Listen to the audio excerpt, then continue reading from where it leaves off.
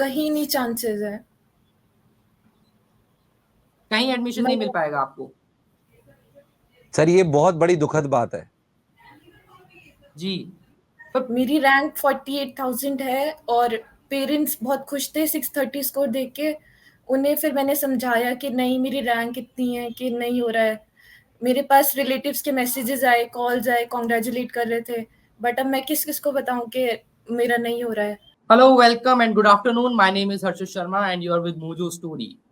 आज एक बहुत महत्वपूर्ण मुद्दे पर चर्चा करने के लिए हम लोग यहाँ जुड़े हैं। 4 जून को जब देश में लोकसभा चुनाव के नतीजे आए, पूरे देश में चर्चा थी चुनावी नतीजों को लेकर, कौन सी पार्टी ने कितनी सीटें प्राप्त करी, क्या भविष्य होगा देश का, इस तरह के तमाम डिस्कशन थे। लेकिन 4 जून को ही एक परिणाम और आया, जिस परिणाम से लाखों बच्चों का भविष्य जुड़ा हुआ था। नीट साल 2024 की परीक्षा के रिजल्ट्स आए। हमारे दर्शक जो नीट के बारे में नहीं जानते हैं, मैं आपको थोड़ा सा ब्रीफ करता हूँ। नीट एक ऐसा एंट्रेंस एग्जाम है जिसके अपीयर होने के बाद आप अपनी रैंक के अनुसार, अपने स्कोर के अनुसार मेडिकल कॉलेज में एडमिशन ले सकते हैं और फिर एमबीबीएस, एमडीएस, बीडीएस इस तरह की तमाम पढ़ाई आप कर सकते हैं। वहीं से बनकर देश के जो है डॉक्टर्स तैयार होते हैं। लेकिन इस बार नीट का रिजल्ट आने के बाद एक कंट्रोवर्सी क्रिएट हुई और उस कंट्रोवर्सी के बहुत सारे सॉलिड ग्राउंड्स हैं। नीट के रिजल्ट्स में इस बार 3 बड़ी समस्याएं देखने को मिली।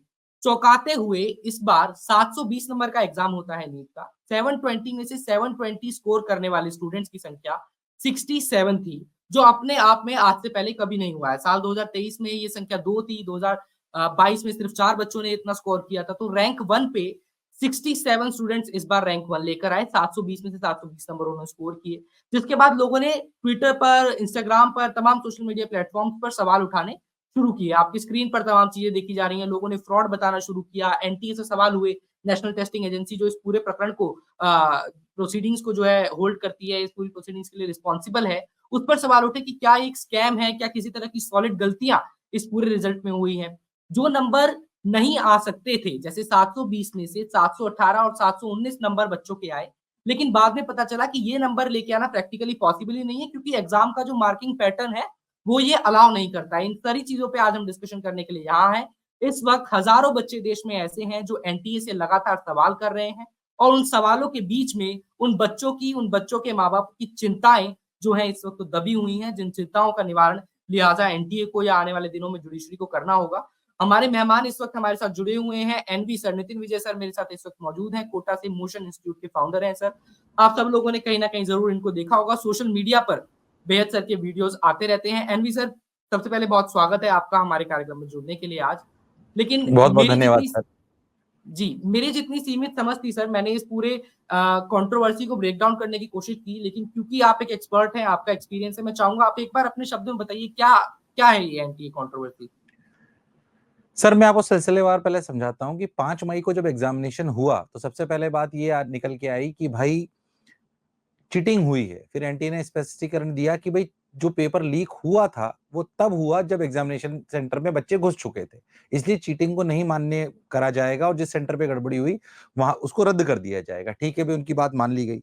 4 जून को जब चुनावी रिजल्ट आना था उसी दिन रिजल्ट दिया गया। पहली बात तो इसकी कोई जरूरत नहीं थी, ये संदेह पैदा करता है कि ऐसा क्यों करा गया, शायद ये सोचकर क्योंकि गड़बड़ी है तो मीडिया कहीं से छोड़ देगी, ये दब जाएगा मुद्दा।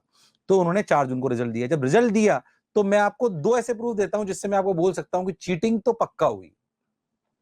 वो 2 मुद्दे क्या है मैं आपको अच्छे से समझाता हूं। सबसे पहली बात अगर आप समझेंगे तो आपको समझ में आएगा कि पिछली बार आप ऐसे समझिए जनरल कैटेगरी, जनरल ईडब्ल्यूएस और ओबीसी एनसीएल के जो बच्चे होते हैं, इनको 605 नंबर के ऊपर लगभग कॉलेज मिल गया था पिछली बार। पिछली बार 605 नंबर के ऊपर के बच्चों की संख्या 65,000 के आसपास थी। इस बार ये संख्या 605 नंबर के ऊपर की संख्या करीब 2.25 लाख हो चुकी है। क्या देश में एकदम से इसी साल इतने इंटेलिजेंट बच्चे पैदा हो गए?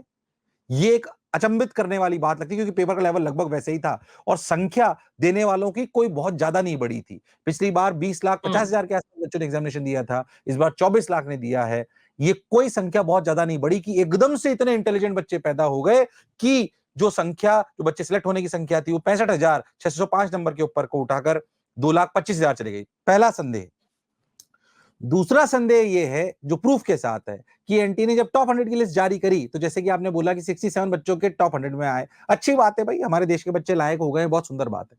पर आप उसे देखेंगे तो 62 से लेकर 69 के जो रैंक के बच्चे हैं, ये सभी एक ही जगह के सेंटर के बच्चे हैं, इनके रोल नंबर से पता पड़ता है।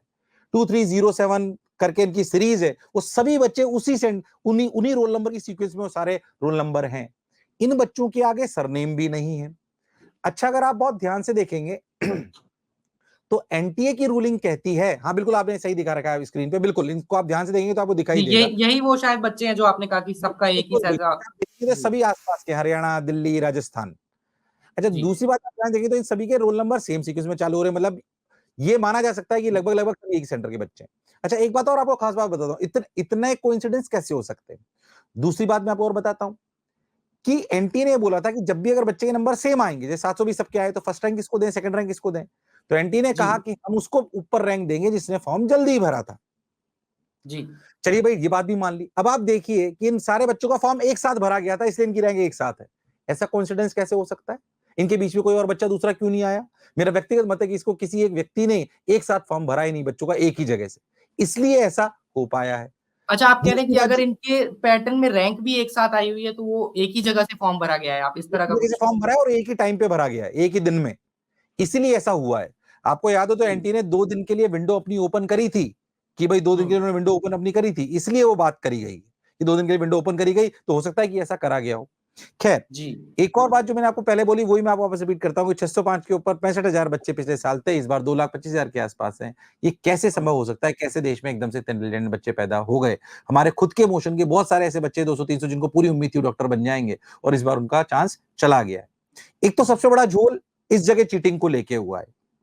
दूसरा झोल जो मैं आपको समझाना चाहता हूं, जो आप बोल सकते हैं जहां पे गड़बड़ी है, कल रात को एनटीए का नोटिफिकेशन आया कि 1563 बच्चों को हमने ग्रेस मार्क दिया। पहली बात, ग्रेस मार्क की कोई नोटिफिकेशन किसी भी बुलेटिन में पहले नहीं दी गई थी कि ग्रेस मार्क किस बेसिस पे दिए जाएंगे। ग्रेस मार्क का जो बेस बनाया गया वो बोला गया कि जिन बच्चों को टाइम कम मिला था उनको ग्रेस मार्क दिए गए। जो आपने शुरुआत करी थी कि 718 719 नंबर कैसे आएंगे, मैं हम दर्शकों को एक बार फिर से बता दूं कि अगर सही तरीके से एग्जाम हो तो 718 719 नंबर पॉसिबल नहीं है। 180 नंबर का सवाल, 180 सवाल होते हैं जिनके 4 नंबर के हिसाब से 720 की गणित बैठती है। अगर बच्चा पूरे 180 सवाल सही करे तो 720 नंबर आएंगे। अगर वो 179 सवाल सही करे और एक सवाल को छोड़ दे तो उसके 716 नंबर आएंगे।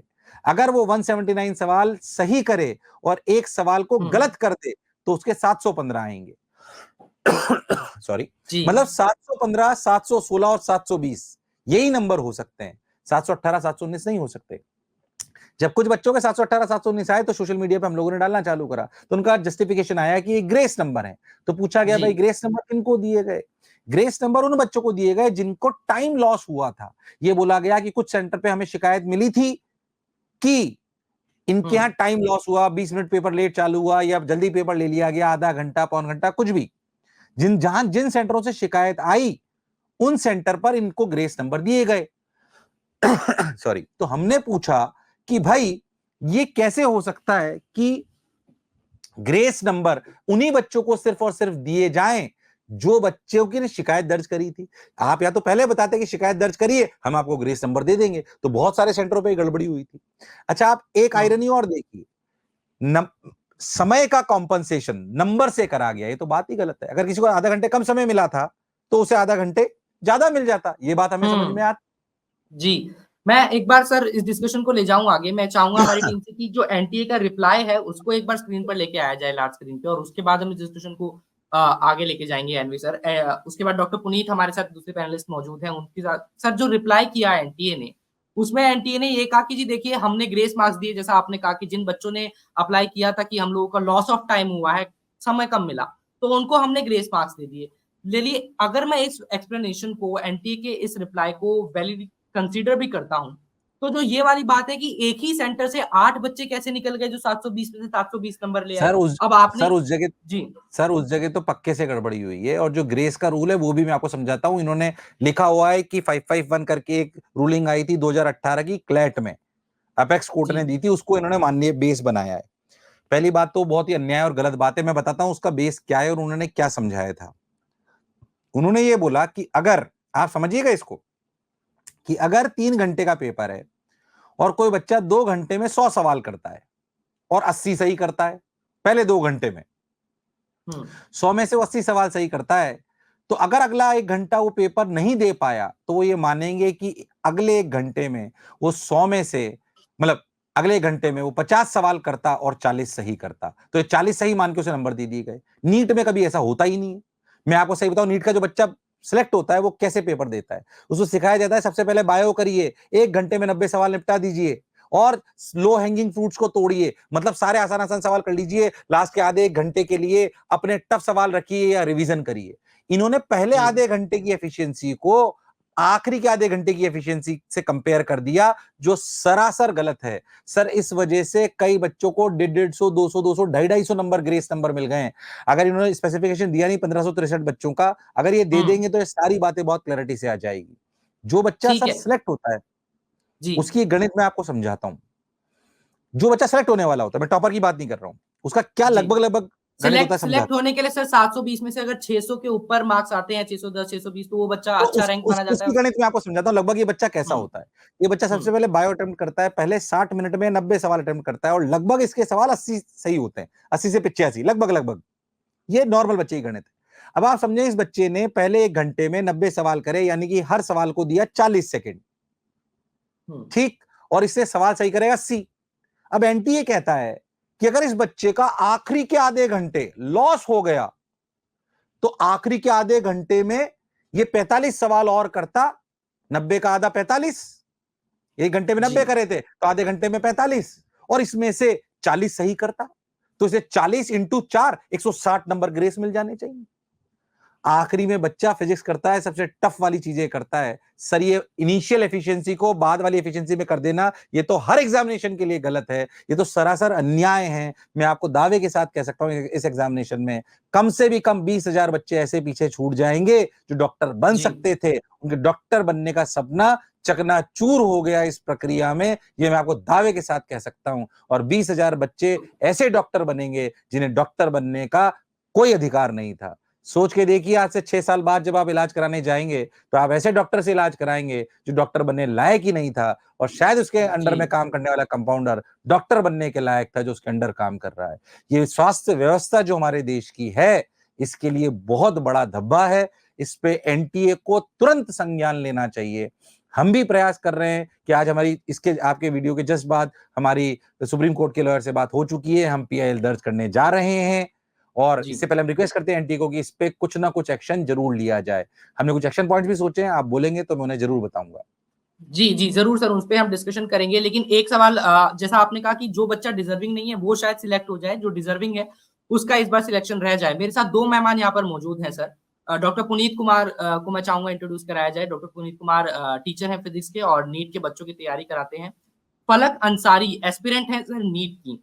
फलक के मार्क्स आए, फलक से हमारी बात हुई क्योंकि जब हम बच्चों से बात कर रहे थे, अप्रोच करने की कोशिश कर रहे थे कि बच्चों का कितना नुकसान हुआ, तो फलक से मेरी बात हुई और फलक ने मुझे बताया, एनवी सर और पुनीत सर, की फलक के 630 के आसपास कुछ नंबर आए हैं। और फिर मेरा पुनीत सर से एक ऑफ द रिकॉर्ड डिस्कशन हुआ तो उन्होंने बताया कि 630 नंबर बहुत अच्छे होते हैं। अगर 720 में से 630 नंबर है तो आप एक अच्छा कॉलेज अटेन कर पाते हैं। फलक, आप सबसे पहले मुझे बताओ, आप इस वक्त कैसा फील कर रहे हो? आपकी जो तैयारी थी आपने उसके हिसाब से स्कोर किया या नहीं, और अगर किया है तो आर यू डीमोटिवेटेड कि आपका एडमिशन कहीं हो पाएगा या नहीं? अभी कहीं नहीं चांसेस है, कहीं एडमिशन नहीं मिल पाएगा आपको? सर ये बहुत बड़ी दुखद बात है जी। पर मेरी रैंक 48,000 है और पेरेंट्स बहुत खुश थे 630 स्कोर देख के।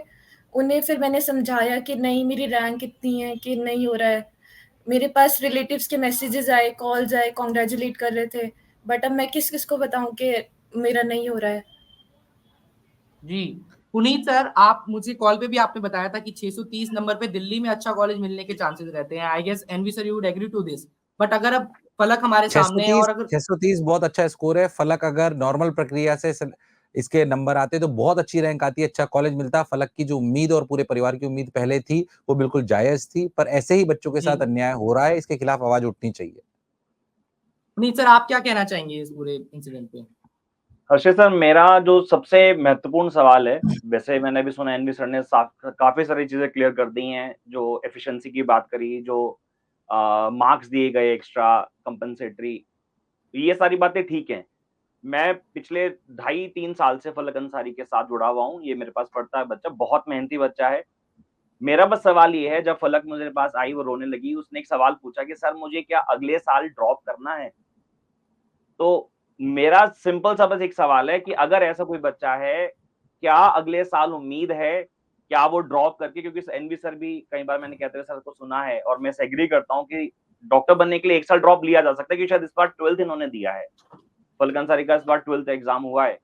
तो अगर इसको ड्रॉप करना है तो क्या प्रोबेबिलिटी है कि अगले साल ये नहीं होगा, और क्या चांसेस है कि इसका अगले साल एडमिशन हो ही जाएगा? राइट, सही बात है एनवी सर। अगर यही रवैया है एनटीए का, तो फिर आप किस तरीके से? पहली बात, मैं फलक से वादा करता हूँ कि हम जान लगा देंगे तुम्हें इसी साल कॉलेज मिले। इनको रिजल्ट रिवोक करना पड़ेगा, हम पीआईएल दर्ज कराएंगे। फलक जैसे बच्चा जो 630 है, उसका 1 साल जीवन का खराब कर दिया जाए। ऐसे हजारों बच्चों का पूरा साल खराब हो रहा है, हम इसके लिए जान लगाएंगे। फलक, इसके लिए आप परेशान मत होइए, इसी साल आपको कॉलेज मिलेगा, ड्रॉप लेने की आवश्यकता आपको नहीं पड़ेगी। इसके लिए जो भी हमें भरसक प्रयास करना होगा वो हम करेंगे। ऐसे बच्चों का ड्रॉप लेना पड़ जाएगा तो मुझे लगता है जो इस साल एग्जामिनेशन, जो हमें सुन रहे हैं, जो इस साल एग्जामिनेशन देने वाले हैं, खुद हतोत्साहित हो गए। मेरे यहाँ पे बहुत सारे बच्चे पढ़ते हैं, हजारों की संख्या में हमारे यहाँ पे बच्चे पढ़ते हैं। वो कह रहे हैं सर इतने नंबर पे 630 640 पे। बहुत सारे फलक जैसे हमारे पास एग्जाम्पल है, जिन्होंने लास्ट ईयर ड्रॉप लिया, उनके 500 नंबर थे, पहले 450 नंबर थे, इस बार 630 640 आए। पूरे परिवार ने आके हमें मिठाई खिला दी, सर आपका बहुत बहुत धन्यवाद, आपका हमारा बच्चा डॉक्टर बन जाएगा। और आज वो हताश है, निराश है, उम्मीद जाग गई उनके अंदर जब रिजल्ट आया कि 48 हजार उनको कुछ ढंग की जगह नहीं मिल पाएगी जनरल कैटेगरी वाले बच्चों को। सोचिए उनके दिलों पर क्या बीत रही होगी। अपन फलक के चेहरे से ये बात देख सकते हैं, पर हम इनके लिए जान लड़ाएंगे। मेरे पुनीत सर से भी रिक्वेस्ट है, आप सबसे भी रिक्वेस्ट है, सर इस मुहिम को हम किसी व्यापारिक दृष्टि से ना देखें, बच्चों के भविष्य से देखें और मिलकर इसको लड़ाई को लड़ते हैं। बिल्कुल बिल्कुल जी सर, जो स्टूडेंट है उसको तो इतना आइडिया नहीं है क्या करना है। आपने कहा कि आपने पीआईएल डाला है, लेकिन अगर मैं एनटीए के इस रिस्पांस को फाइनल मान के चलूं, पुनीत सर, एनवी सर, आप दोनों से मेरा सवाल है, तो अब आगे क्या सिर्फ जुडिशरी को अप्रोच करना ही एक सही तरीका है, या फिर can there be another way कि बच्चा बहुत ज्यादा उसमें स्ट्रगल ना करे और उसको जस्टिस भी मिल जाए? सर मेरे हिसाब से देखिए, हमारे देश की कानून व्यवस्था, जुडिशरी जो सिस्टम है, उस पर हमें पूरा भरोसा होना चाहिए। सुप्रीम कोर्ट स्वयं भी संज्ञान ले सकता है। हम भी आज पीआईएल दर्ज करने वाले हैं। हमने जोटवानी एंड सन्स, हमारी एक सुप्रीम कोर्ट की एजेंसी बहुत बड़ी दिल्ली में, उनसे बात कर ली है।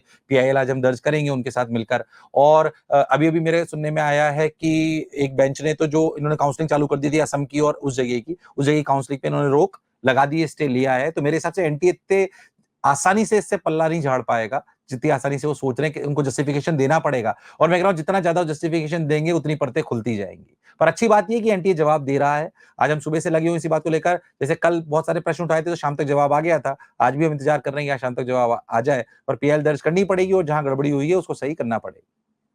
जी बिल्कुल। पुनीत सर, एनवी सर, मैं आपसे डिस्कस करूंगा, आपने कहा एक्शन स्टेप क्या होंगे, लेकिन पुनीत सर आप इस चीज से एग्री कर रहे हैं कि कोर्ट को अप्रोच करना एक सही तरीका, या एनटीए का ये रिस्पांस फाइनल ना माना जाए? बच्चों को किस तरीके से आप लोग फिर कंसोलिडेट कर रहे हैं? आशीष सर, बच्चे तो देखो पीआईएल और ये प्रोसीडिंग्स में तो ऑक्यूपाइड नहीं हो सकते, लेकिन हाँ, जैसे मैं एक टीचर हूँ, एनवी सर है, उनकी पूरी टीम है। अगर हम लोग कोर्ट को प्रोसीड कर रहे हैं, अगर हम कुछ पीआईएल डाल रहे हैं, तो थोड़ा विश्वास करके हम पे रुकें और हतोत्साहित ना हो। मुझे उम्मीद है कि सर की मेहनत, हम सब टीचरों की मेहनत, ये रंग लाएगी और एनटीए इस अपने पूरे जो भी उसने रिजल्ट निकाला है इसको वापस लेगा और दोबारा से शायद नया रिजल्ट आएगा। बहुत बहुत बहुत बहुत बढ़िया बात बोली पुनीत सर आपने, बहुत बढ़िया। सब शिक्षाविदों को, सब बच्चों को एक साथ होना पड़ेगा। उसके लिए हमने एक फॉर्म बना रखा है गूगल पे हमारे, उस पर, जिस पे भर लीजिए, क्योंकि आज हमारी बात हुई, जितने ज्यादा उस फॉर्म को भरेंगे, उसको पीआईएल के साथ अटैच करा जाएगा, उतनी ज्यादा ग्रेविटी हमारे केस की बनेगी। फलक, आपके घर में क्या माहौल है? आप डिसअपॉइंटेड हो, I can see it through your face. आपका 630 मार्क्स बहुत अच्छे मार्क्स होते हैं, आप दोनों टीचर्स से सुना। आप दोबारा तैयारी करने के बारे में सोच रहे हो अभी, या आप, of course I am sure, आप चाहोगे कि इसी मार्क्स पे आपको जो जस्टिस है वो मिले? आप कुछ मुझसे शेयर करो अपने इमोशंस अभी। हाँ, फलक को अनम्यूट करिए प्लीज। जी फलक। पेरेंट्स तो ड्रॉप के लिए बिल्कुल मना कर रहे हैं। वो ट्राई कर रहे हैं कि प्राइवेट का देखें, क्योंकि वो नहीं चाहते कि दोबारा से फिर ऐसा ही हो मेरे साथ। 650 ला के 670 ला के भी अच्छा कॉलेज नहीं मिलेगा। फलक, आप कितना तैयारी करते थे, कितने घंटे आप दिन में पढ़ा करते थे, और अब आपने स्कोर को लाने के लिए कितनी मेहनत करी? मैंने बोर्ड्स के साथ में मैनेज किया था, बोर्ड्स में भी आई गॉट 94%। तो मैं स्टार्टिंग से 11th से ही एम रेगुलर इन क्लासेस। जी। स्टडीज ही थी मेरा मेन मोटिव, और कुछ नहीं था। एनवी सर, अगर 94% वाला बच्चा 630 वाला बच्चा नहीं डिजर्व कर रहा है, उसका एडमिशन नहीं हो रहा, तो I think it is a disaster हमारे एजुकेशन सिस्टम के लिए। ये तो बड़ा सवाल हो जाएगा फिर। सर और मैं आपको एक बात बताऊं, फलक जैसे बच्चों के लिए हमें दुख क्यों होता है, मैं आपको बताता हूं। आपसे आगे कोई वो निकल जाए जो आपसे ज्यादा काबिल हो, सर समस्या नहीं है, हमें और मेहनत करनी चाहिए काबिल बनने के लिए। पर आपसे आगे कोई नाकाबिल आगे निकल जाए just because of laws in the system, ये गलत है और ये दुखद है।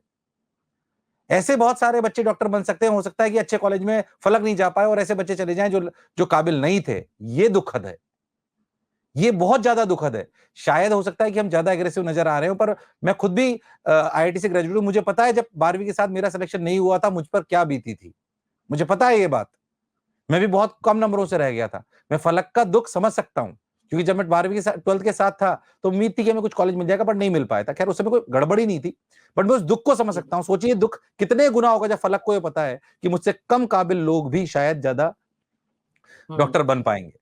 सर मुझे सर, मैं पिछले पूरे, हर्षित जी मैं इंटरप्ट करूंगा बीच में, मुझे जी। पिछले पूरे 2 साल की कहानियां याद आ जाती हैं जब फलक मेरे सामने परसों बैठ के रो रही थी कि कैसे वो 18-18 घंटे पढ़ती थी, और वो एक-एक मोमेंट जब ये मेरे पास पढ़ती थी और सवाल लेके आती थी, तो हमें लगता था कि ये बच्चा तो यार रिजल्ट आएगा ही आएगा।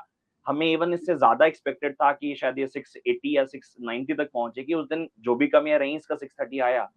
लेकिन वो जो परेशानी जो ये बच्चा झेल रहा है, मुझे लगता है कि इसकी फैमिली, इसके साथ जुड़े हुए सारे लोग वो झेल रहे हैं। ये सिर्फ एक बच्चा जो है, ये एक एक इंडिविजुअल जो है ये फेस नहीं कर रहा है।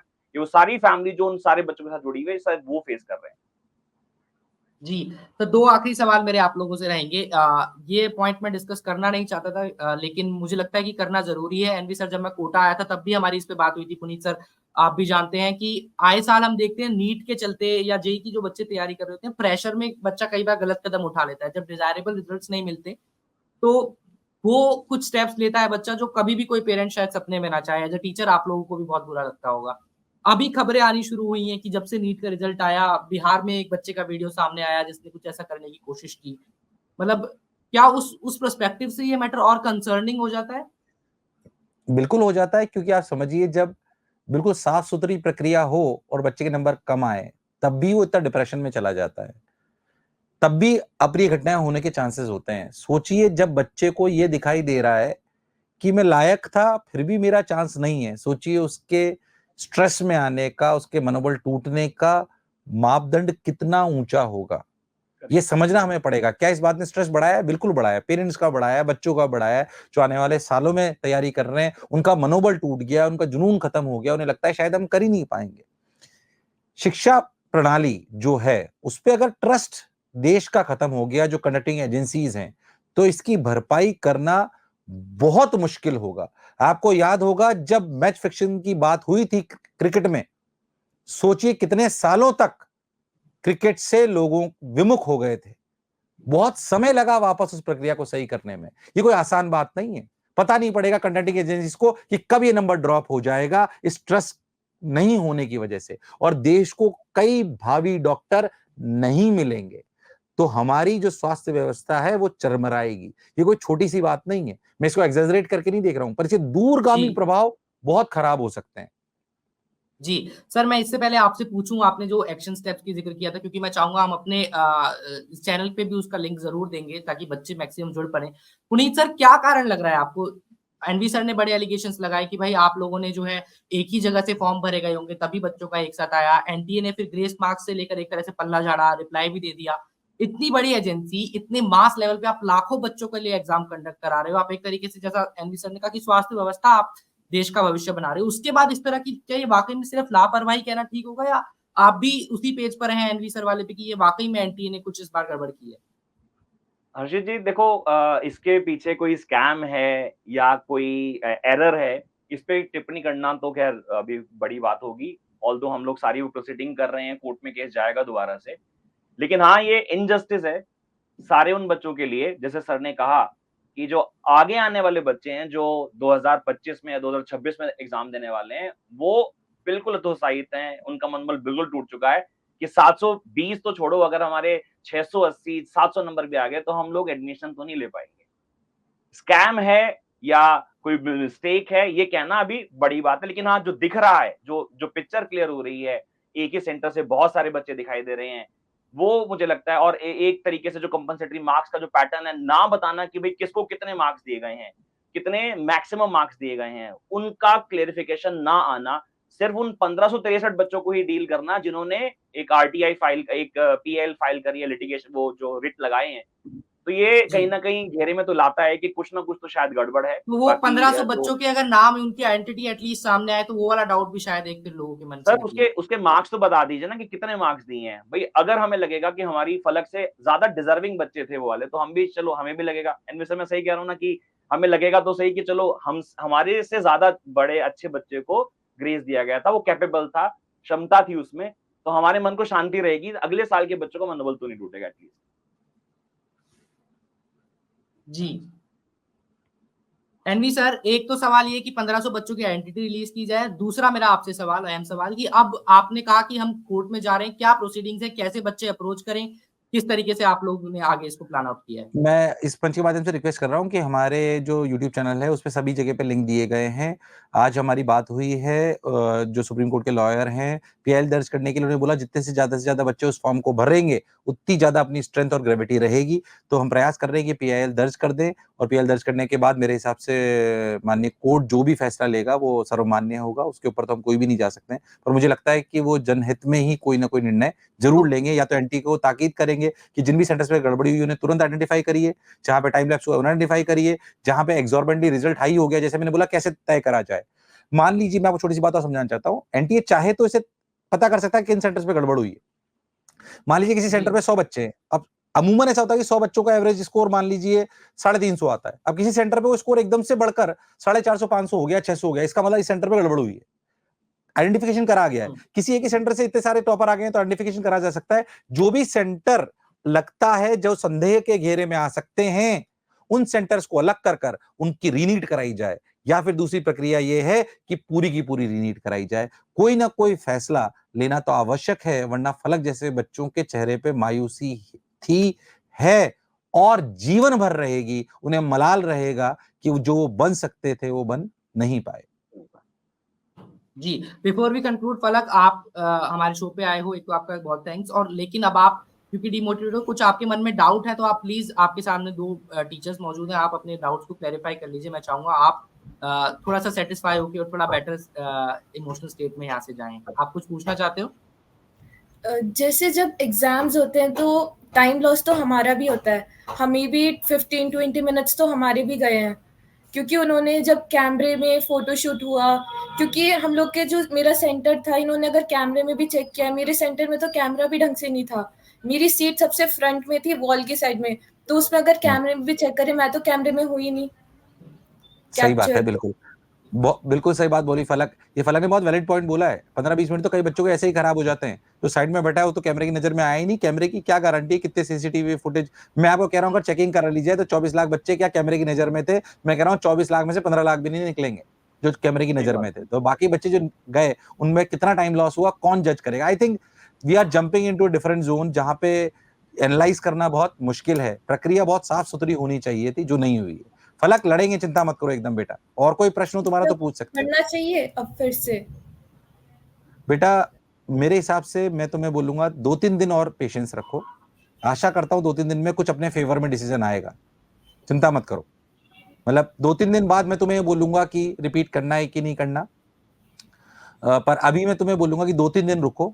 इस लड़ाई, मेरे को नहीं लगता नेशनल टीवी ने इसको उठा लिया है। आज सुबह से भी मैं डिफरेंट चैनल्स पे खुद भी गया हूं, और इसको सभी लोग, मतलब दिल्ली से भी रिपोर्टर्स कोटा शहर में हमसे मिलने भी आ रहे हैं। इसका मतलब मुद्दा तो बड़ा है, तो ये सप्रेस हो जाए इतनी आसानी से नहीं होगा। तो कुछ ना कुछ बात तो जरूर होगी, कुछ ना कुछ तुम्हारे साथ न्याय तो आवश्यक होगा।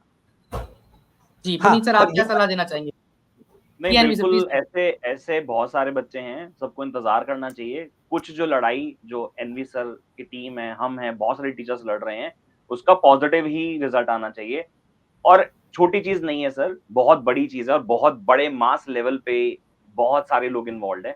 तो मुझे लगता है कि थोड़ा-सा बच्चे वेट करें, 2-3 दिन, 4 दिन और एक अच्छा रिज़ल्ट आएगा और पिक्चर क्लियर हो जाएगी कि आगे क्या करना है। जी ऑलराइट, एनवी सर आप कुछ कह रहे थे, आपकी बात कंप्लीट नहीं हो पाई थी, फिर नहीं, मैं बस मेरे कंटिन्यू हिसाब से करता मैं हूँ। बिल्कुल सर से सहमत हूँ और बेटी से भी यही बोलना चाहता हूँ कि बेटा बिल्कुल घबराना नहीं है, 2-3 दिन वेट करो, कुछ अच्छा रिजल्ट आएगा, हम आपके लिए लड़ेंगे और मैं तुम्हारे दर्द को बहुत अच्छे से समझता हूँ। वर्षों से बच्चों को पढ़ा रहा हूँ, खुद ने भी ऐसे कॉम्पिटिटिव एग्जामिनेशन दिए हैं। ईश्वर सब अच्छा करेगा, बिल्कुल टेंशन मत लो और अगर तैयारी करनी भी पड़ी तो 3 दिन बाद पूरे जोश और जुनून के साथ करेंगे और अपने अधिकारों के लिए लड़ते हुए करेंगे। चिंता मत करो उस बात की। और तुमने जो मेहनत करी है, ये मैं तुम्हें बता दूँ जीवन में कभी भी बेकार नहीं जाएगी। चलिए फलक, आप खुश हो, सेटिस्फाइड हो? खुश तो नहीं कहूंगा मैं, because I am sure you are disappointed, but कुछ और आप सवाल पूछना चाहती हैं? नहीं, अब ड्रॉप लेने का मेरा बिल्कुल नहीं है मोटिव। अब मैं शायद, जी नहीं। मुझे लगता भी नहीं है कोई नेशनल एग्जाम मैं दूंगी अब। बेटा फील इतनी कि जल्दी है ना, सुनो मैं तुम्हें 3 चीज बोलना चाहता हूँ, सुनो। जब हम, मुझे किसी ने बहुत सुंदर बात बोली थी, शायद इससे अलग कह रहा हूँ पर बच्ची मुझे सामने, तो मुझे लगता है राय देनी चाहिए। मुझे किसी ने बहुत अच्छी राय दी थी कि जब आप क्रोध में हो तो कोई शब्द ना बोलें, जब आप बहुत खुश हों तो कोई वादा ना करें और जब आप हतोत्साहित हों यानी कि दुखी हों तो कोई निर्णय ना लें। अभी कोई निर्णय नहीं लेना, 3 दिन कोई निर्णय नहीं लेना है, अभी तुम उस तीसरी अवस्था में हो, अभी निर्णय नहीं लेना है हमको। बस 2-3 दिन वेट करो, अपनी मनस्थिति को संभालो, जब वो नॉर्मल हो जाएगी तब हम निर्णय लेंगे। आज तुम्हारे मन में दुख है, रोष है, क्रोध है, इन तीनों का समावेश तुम्हें सही निर्णय पर नहीं पहुंचाएगा, चाहे वो तुम हो, चाहे वो तुम्हारा परिवार हो। इससे आपसे ये अनुरोध है व्यक्तिगत कि अभी किसी निर्णय पे ना पहुंचे, just wait and watch for next 2 to 3 days, अपनी मनस्थिति को बिल्कुल सही करें, उसके बाद अपन निर्णय लेंगे। फलक याद रखोगी क्या मेरी बात को? Yes sir. क्योंकि क्या होगा ना, जी जब आप, मैं इसलिए बात आपको बोल रहा हूं, अभी आप अगर 100 लोगों से बोल दोगी ना कि मैं ड्रॉप नहीं लूंगी, ड्रॉप नहीं लूंगी, ड्रॉप नहीं लूंगी, तो अगर इस डिसीजन से तुम्हें रिवर्ट करना पड़ा तो वो एक ईगो बैरियर आ जाएगा। So do not disclose any of your decision right now, ठीक है? Puneet sir, do you agree with what NV sir is नहीं, सेइंग? बिल्कुल सर, बिल्कुल, बिल्कुल। कुछ थोड़ा-सा टाइम हमें चाहिए होगा, सारे टीचर्स को चाहिए होगा। थोड़ा-सा टाइम इस न्यायिक प्रक्रिया को दिया जाना चाहिए और मुझे लगता है कि हमारे हक में ये रिज़ल्ट आएगा। हमारे बिल्कुल। हक में रिज़ल्ट आना चाहिए। जी चलिए, पुनीत सर, एनवी सर, फलक, बहुत शुक्रिया आप तीनों का हमारे साथ जुड़ने के लिए। फलक, I wish you all the best and I hope ये दोनों टीचर्स, इन लोगों ने जो आपसे अभी वादा किया है कि हम आपको जस्टिस दिलाएंगे और ये आपको पूरी कोशिश करेंगे। अगर ये नहीं दिला पाते तो मैं फिर से आपकी बात कराऊंगा इनसे, आप फिर से सवाल पूछिएगा कि अब क्या करना है, आगे की प्रोसीडिंग्स क्या रहेंगी। बिल्कुल बिल्कुल हम जवाब देंगे। जी चलिए, बहुत शुक्रिया हमारे साथ जुड़ने के लिए। ये दर्शकों मुद्दा वाकई में बहुत बड़ा है, क्योंकि सवाल सिर्फ इन बच्चों का नहीं है। 6 साल बाद जो लोग सफेद कोट पहनकर डॉक्टर बनकर इस समाज में बाहर निकलेंगे, उनकी भी जवाबदेही तय करनी इसी मुद्दे से तय होगी। आप सभी का देखने के लिए बहुत शुक्रिया। आप देखते रहिए मोजो स्टोरी, देश दुनिया की तमाम खबरों के लिए। नमस्कार।